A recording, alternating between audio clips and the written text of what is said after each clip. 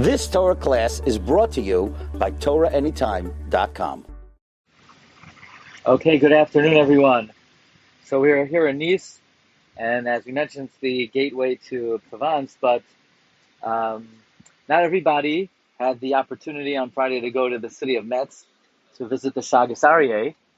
And what we spoke at the Kever, you could catch on Torah Anytime, but what we say now is new material.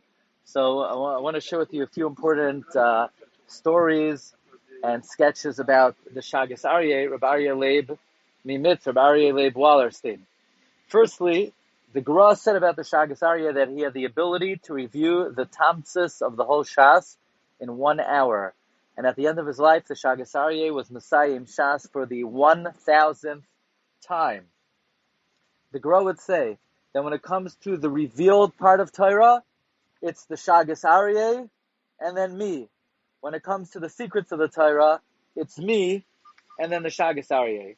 Now, the Shaagas Aryeh and his board did not get along, not anywhere, not in any kehillah that he was in. First, he was dismissed from Minsk. Later, when he was in Volozhin, he asked for a raise, and they didn't give him one. I wonder how they feel now. But then the Shaagas Aryeh came to the city of Metz, and he was 87 years old, and he gets to Metz, and he says, this custom in Metz, where first on Shavuos you make the bracha, and then you say akdamos, it's really not right. First you have to say akdamos, and then you can make the bracha. And the city of Metz did not want to accept the psak of the Shaagas Aryeh. Now the custom in Metz was when there was a new Rav, you would give the Rav the book of takanos, and he would always make a new takana. So they bring the Shaagas Aryeh the book, and he says, actually, for this city, I need to hold on to the book for a while and think about what the right takana to make is. So a little while later, they asked him, what takana would you like to make? He said, I would like to put the Aseres HaDibros in the takanos of Metz. They said, why?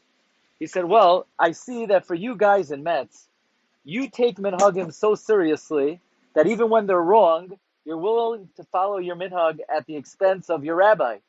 So I figured you take minhagim so seriously, I'm going to insert the Aseres HaDibros into your book of minhagim. Now, very interesting. There's a joke that in Judaism there are two categories. There are the Rabbanim, and then there's everybody else. And they say it's Mavuar in the Kaddish, Al Yisrael, the Al Rabbanon. So there's Yisrael, and so the Shaagas Aryeh, when he wanted to inspire his talmidim, he would tell them, how important it is to become a Talmid Chacham. He would say there are many, many, many dinim in the Torah that only apply to Talmid Chachamim, that don't apply to the rest of Klal Yisrael. So the talmidim were bewildered. Well, what halachas are there that apply to Talmid Chachamim and don't apply to anybody else? So this was a subject of tremendous discussion. And actually in the Sefer Hamatzreif and Siman Kuf Pei Aleph, there it's brought 13 halachas that are applicable to Talmid Chachamim, that Talmid Chachamim are allowed to be lenient in, that nobody else could be lenient in. So Shaagas Aryeh would try to encourage his talmidim, you should become a Talmid Chacham. The Torah is much more lenient with Talmid Chachamim than with anyone else. So the Sefer Hamatzreif records 13 kulais that Talmid Chachamim are allowed to follow that nobody else could follow. Number one, we know lo yisika and lo yisitar, how to take revenge. That's for everybody else. But the Gemara says in Yuma, the Gemara says in Tainus, Kol Talmid Chacham she'enoi noikim v'noiter kinachash enoi Talmid Chacham. That Talmid Chacham has to take revenge. That's number one. Number two, in Am Haaretz is not allowed to go to Eretz Yisrael, Tosfos says in Ksubis, because he's not going to keep the mitzvah Tetzulis Ba'aretz. Talmid Chacham has a mitzvah to go to Eretz Yisrael. Number three, in Am Haaretz, even after he's Mekayim Puravu, he cannot drink Kais Shel Ikrin. He cannot do anything to mitigate his fertility. A Talmid Chacham, once he's Mekayim Puravu, Nafshay Chashka B'Torah, Ritva Yavam Samach Gimel, it's mutter to drink Kais Shel Ikrin.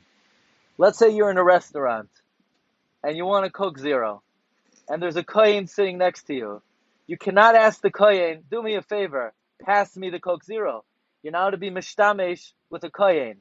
A Talmud Chacham is allowed to be mishtamesh with a kohen. Chulin Kuf Lamed Gimel. Number 5, you're walking down the street. You see a tissue box. It's worth 2 pennies. You have to bend down, pick it up, and spend the rest of the day trying to find the owner. Talmud Chacham, Einoi Lefi Kavaydoi, does not pick up the Aveda. Number 6, there are 10 types of Nadarim that while a regular person needs Hatara, Talmud Chacham does not need Hatara, Yoredeas and Reish Ches. Talmud Chacham is exempt from taxes. Nadarim Samach Beis. Sheker. Amoritz can never say Sheker. Talmud Chacham is allowed to say, you want to hear this psak? I heard it from Moshe Rabbeinu. What do you hear from Moshe Rabbeinu?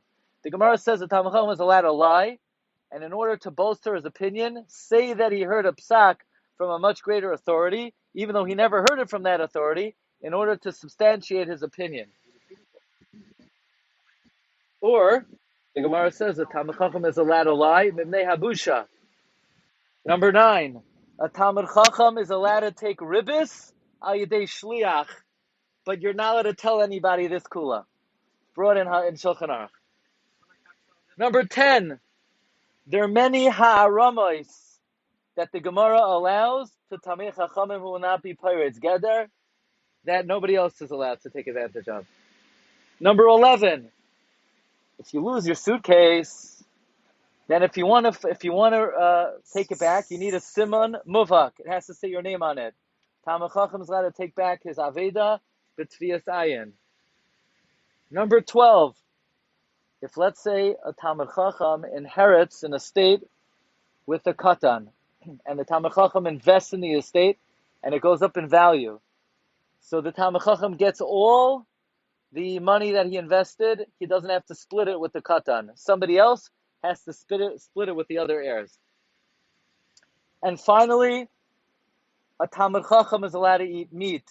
An Am Haaretz is not permitted to eat meat, which should be a very big incentive to become a Talmud Chacham. Now, when the Shagas Aryeh was 87 years old, he made a trip to meet the heir apparent of the king, who later became King Louis XVIII. And as reported in this very authoritative storybook, King Louis XVIII was very nispal from the Kedusha of the Shagas Aryeh. Now, a short while, the Shagas Aryeh was very unique. He argued on early Achronim. He spoke very harshly against them. And a short while before his Petira, they couldn't find the Shagas Aryeh because the entire Sfarim Shrank collapsed on top of the Shagas Aryeh. Until they were able to bury him out, he was covered by the Beis Shmuel and the Beis Hillel and the Lavush and all the Sfarim. And they pulled the Shagas Aryeh out, and as they said, what happened? They said, the Shagas Aryeh said, all these Achronim, they couldn't take it anymore. They all attacked me. They jumped on me, and they don't want to let me up. So I had to make shalom. I had to be misnapel lifnei the Beis Hillel and say I didn't mean anything personal against you. I had to make shalom with the Beis Shmuel, the Beis Hillel. There's only one gadol who cannot be moichel me. The Lavush would not forgive me. Says the Shagas Aryeh, I have to now go to the Olam HaEmes because I couldn't work it out with the Lavush. And that's when the Shagas Aryeh left the world, because he could not make shalom with the Lavush. So just a few tidbits, nuggets, anecdotes, sketches of the great Shagas Aryeh. You've just experienced another Torah class brought to you by TorahAnytime.com.